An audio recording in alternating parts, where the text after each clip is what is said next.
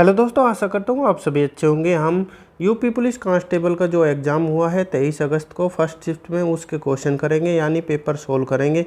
किस किस का पेपर सोल्व करेंगे तो जीके सब्जेक्ट और करंट अफेयर के जो 37 से 38 क्वेश्चन पूछे गए हैं उनका सटीक उत्तर देने की कोशिश करेंगे। तो बिना देरी से पेपर का सॉल्यूशन करते हैं। आशा करते हैं आपको इससे हेल्प मिलेगी, आगे वाले जो भी पेपर आएंगे उसमें हेल्प मिल सकती है। तो इसके 37 से 38 क्वेश्चन का सीधा डायरेक्ट आंसर करते हुए चलेंगे। तो बिना देरी से फर्स्ट क्वेश्चन से शुरू करेंगे। अगर आपको वीडियो अच्छी लगे तो एक लाइक ज़रूर करना, जिससे हमें मोटिवेशन मिल सके। तो चलते हैं, शुरू कर।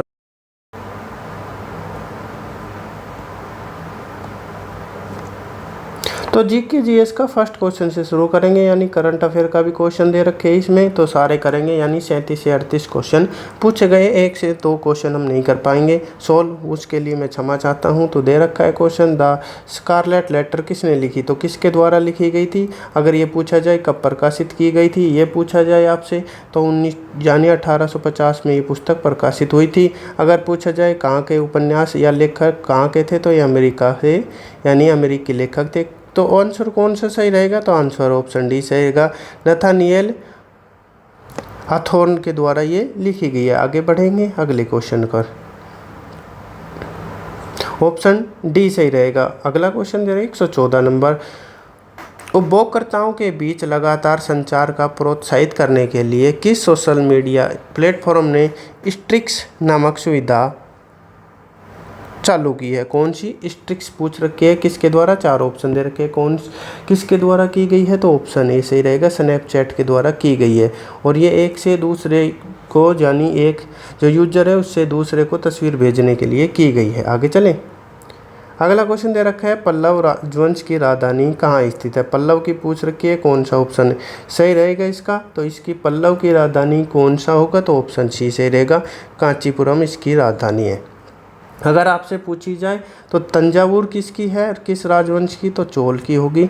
मैसूर किसी की नहीं है। मदुरई पूछी जाए तो ये पांड्यों की, पांड्य हैं उनकी ये राजवंश की राजधानी मदुरई थी। कांचीपुरम पल्लव की, यानी राइट आंसर ऑप्शन सी रहेगा। आगे बढ़ते हैं,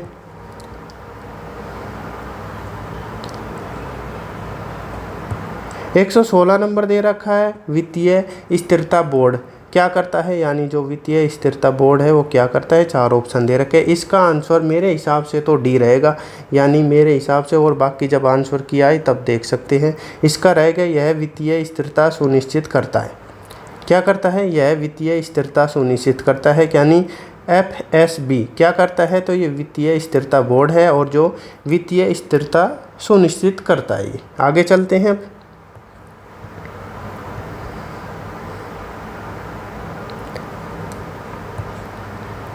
जीएसटी के ब्रांड एम्बेसडर के रूप में कौन चुना गया था, यानी जीएसटी के ब्रांड एम्बेसडर पूछ रखे हैं। जीएसटी दिवस 1 जुलाई को मनाया जाता है। 2017 में ये भारत में लागू किया गया। पहले किस में किया गया, अगर राज्य पूछा जाए तो राज्य असम होगा। कौन सा राज्य होगा, तो असम राज्य में शुरू किया गया था। तो किससे, यानी जीएसटी के ब्रांड एम्बेसडर कौन बनाए गए, तो ऑप्शन डी सही रहेगा इसका, अमिताभ बच्चन बनाए गए हैं। आगे बढ़ते हैं, 118 नंबर क्वेश्चन दे रखा है, निम्नलिखित में से कौन सी रेखा फ्रांस और जर्मन के बीच है, यानी जर्मनी के बीच है कौन सी।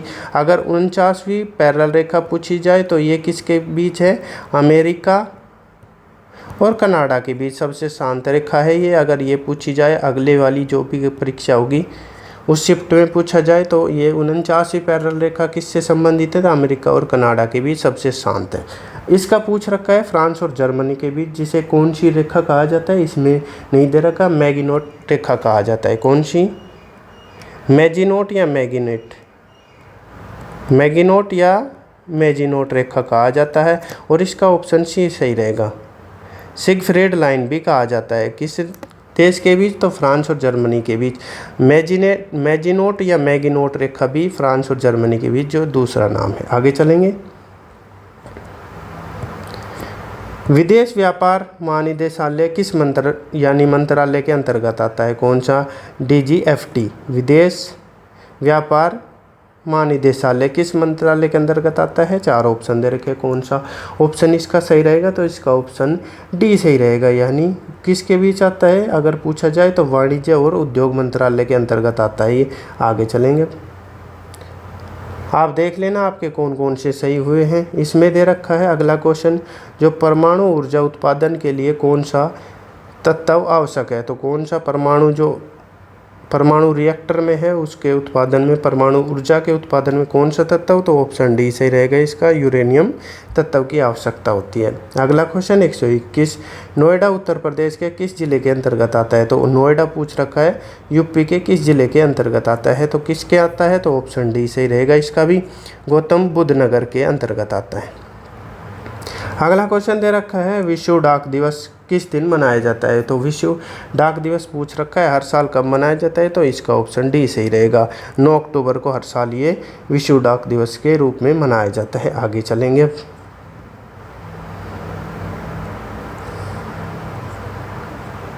अगला क्वेश्चन दे रखा है जून 2024 में जो संघ गृह मंत्रालय है उनके प्रमुख कौन है? यानी जो गृह मंत्री पूछ रखा है कौन है, तो कौन है गृह मंत्री वर्तमान में?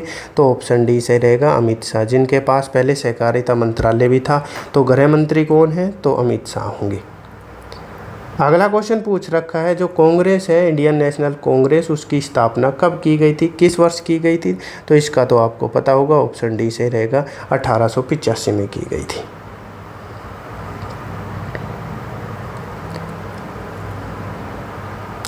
इसका पूछ रखा है भारत का पहला हवाई अड्डा कहाँ स्थित है? यानी भारत का पहला अंतर्राष्ट्रीय हवाई अड्डा पूछ रखा है तो किस कहाँ पर स्थित है, किस में है? तो ये ऑप्शन बी सही रहेगा, बॉम्बे यानी महाराष्ट्र राज्य में स्थित है। अगर ये पूछा जाए तो महाराष्ट्र राज्य होगा अगर राज्य का पूछा जाए।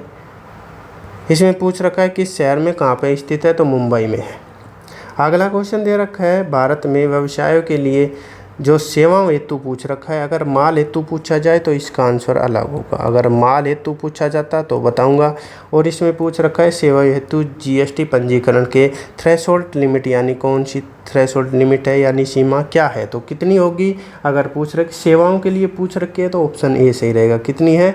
20 लाख। अगर पूछा जाए माल के लिए तो 40 लाख। माल के लिए पूछा जाए तो 40 लाख होगा, अगर सेवाओं के लिए पूछ रखा है तो 20 लाख, ऑप्शन ए सही रहेगा।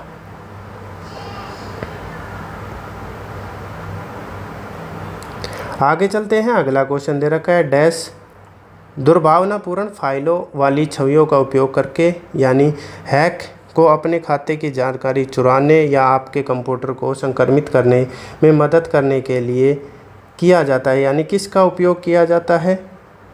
तो कौन सा सही रहेगा? इमेज यानी छवियों का उपयोग करने के लिए, तो इसका ऑप्शन ए सही रहेगा, इमेज फिशिंग का उपयोग किया जाता है। क्रोएशिया गणराज्य की राजधानी क्या रहेगी? तो क्रोएशिया की राजधानी पूछ रखी है, कौन सा ऑप्शन सही रहेगा? तो इसका ऑप्शन ये सही रहेगा, सी जागरेब इसकी राजधानी है। कौन सी? जागरेब इसकी राजधानी है। आगे चलते हैं, 129 पर पहुंच चुके हैं। आतंकवाद से लड़ने में सूचना साझा करना किन तरीकों में महत्वपूर्ण हो जाता है, यानी किन तरीकों में? तो मेरे हिसाब से इसका आंसर क्या रहेगा? तो इसका आंसर ए सही रहेगा, यह आतंकवादी संगठनों को सुरक्षा एजेंसियों द्वारा हमलों को अधिक प्रभावी ढंग से समन्वित करने में सहायता करता है। इसका ऑप्शन ये सही रहेगा, यानी ए सही रहेगा मेरे हिसाब से। तो अगर आंसर की आएगी जब अपना देख लेना। आगे चलते हैं, 130 पूछ रखा है क्वेश्चन, भारत के किस पड़ोसी देश को थंडर ड्रैगन भूमि के नाम से जाना जाता है? जो थंडर ड्रैगन की भूमि के नाम से किसे जाना जाता है? तो आप सभी को पता होगा, इसे ऑप्शन बी सही रहेगा, भूटान देश को जाना जाता है थंडर ड्रैगन की भूमि के नाम से। आगे चलते हैं, इसका तो पता ही होगा आप सभी को अगर पढ़े होंगे तो, निम्नलिखित में से कौन सा सोशल मीडिया प्लेटफॉर्म नहीं है? सोशल मीडिया प्लेटफॉर्म नहीं है, यानी इंस्टाग्राम है, ट्विटर भी है, फेसबुक भी है, कौन सा नहीं है? तो गूगल है। गूगल क्या है? तो एक सर्च इंजन है अगर पूछा जाए आपसे। अगला क्वेश्चन दे रखा है निम्नलिखित में से किस प्रकार का प्रदूषण संवर्धन यानी त्वरित यूट्रोफिकेशन है, यानी कौन सा है जो त्वरण यानी जो प्रदूषण का पूछ रखा है यूट्रोफिकेशन, तो इसका आंसर ऑप्शन बी सही रहेगा, जल प्रदूषण है, यानी ऑप्शन इसका बी सही रहेगा। अगला क्वेश्चन दे रखा है 133वां 146 यानी 1946 में जब विमुद्रीकरण हुआ था उस दौरान यानी जो नोटबंदी हुई थी उस दौरान आरबीआई के गवर्नर कौन थे। 1946 का पूछ रखा है, कब का पूछ रखा है 1946 का। अगर वर्तमान पूछी जाए तो कौन से नंबर के है, शक्तिकांत दास गवर्नर है। कौन है, शक्तिकांत दास वर्तमान गवर्नर है आरबीआई के बारे में पूछा जाए तो 1934 के अधिनियम से 1 अप्रैल 1935 को इसकी स्थापना की गई थी। 1935 में पूछा जाए तो कोलकाता में इसका मुख्यालय किया गया। 1937 में फिर इसका मुख्यालय कहाँ पे कर दिया गया, तो मुंबई में कर दिया गया, जो वर्तमान में भी है इसका गवर्नर। तो इसका ऑप्शन सी सही रहेगा। 1946 में जो विमुद्रीकरण हुआ था यानी जो नोटबंदी हुई थी उसके कारण कौन सी हुई थी, तो कौन गवर्नर थे, चिंतामण द्वारकानाथ देशमुख थे। आगे चलेंगे। सारे क्वेश्चन लगभग सही आंसर के साथ कराएंगे, यानी हमें बहुत टाइम लगा है सर्च करने के लिए। आगे पूछ रखा है भारतीय संविधान का कौन सा भाग नीति निर्देशक सिद्धांतों यानी नीति निर्देशक तत्व किससे लिए गए हैं। अगर ये पूछा जाए तो आयरलैंड से लिए गए हैं। भाग में पूछ रखा है, भाग कौन सा रहेगा, तो भाग ऑप्शन ए सही रहेगा 4 में। अगर अनुच्छेद पूछे जाए, अनुच्छेद किस में वर्णन है, डीपीएसपी, इसे क्या कहते हैं, डीपीएसपी भी कहते हैं। और इसका अगर अनुच्छेद पूछा जाए तो 36 से 51 है। भाग 4 में है, नीति निर्देशक सिद्धांत या तत्व आयरलैंड से लिए गए हैं। अगला क्वेश्चन दे रखा है 135 पुस्तक का पूछ रखा है, एक पहले पूछ रखा है, ए लाइफ मिस स्पेंट किसके द्वारा लिखी गई थी, तो ये ए लाइफ मिस स्पेंट जो पुस्तक है किसके द्वारा लिखी गई थी, तो कौन सा ऑप्शन सही रहेगा, तो इसका ऑप्शन बी सही रहेगा, सूर्यकांत त्रिपाठी निराला के द्वारा ये लिखी गई थी।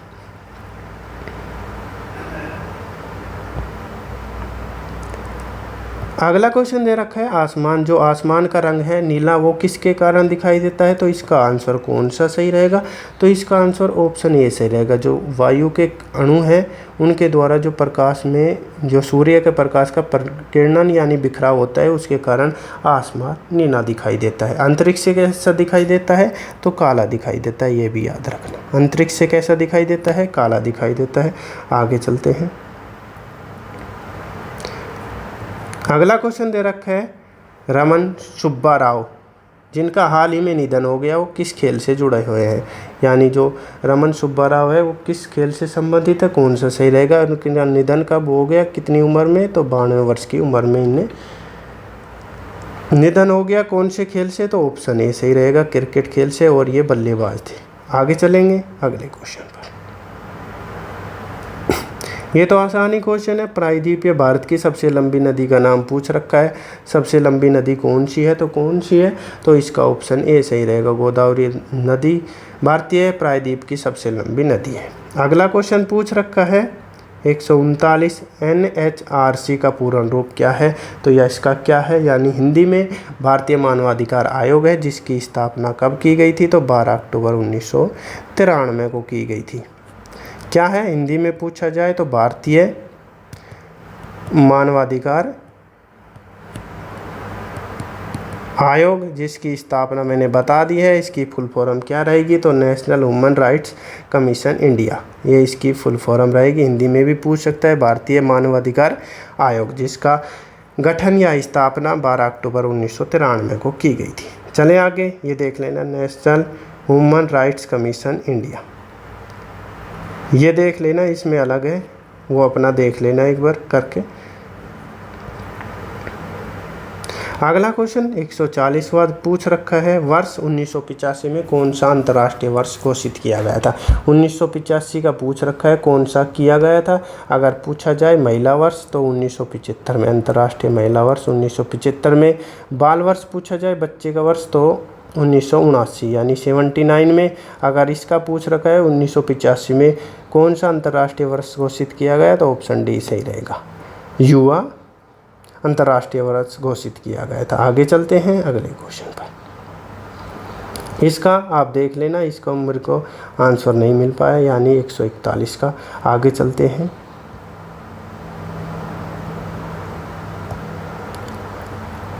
एक 142 नंबर, BRI का पूर्ण रूप क्या है, यानी BRI का पूर्ण रूप पूछ रखा है, तो क्या रहेगा, कौन सा ऑप्शन सही रहेगा, तो ऑप्शन इसका ए सही रहेगा।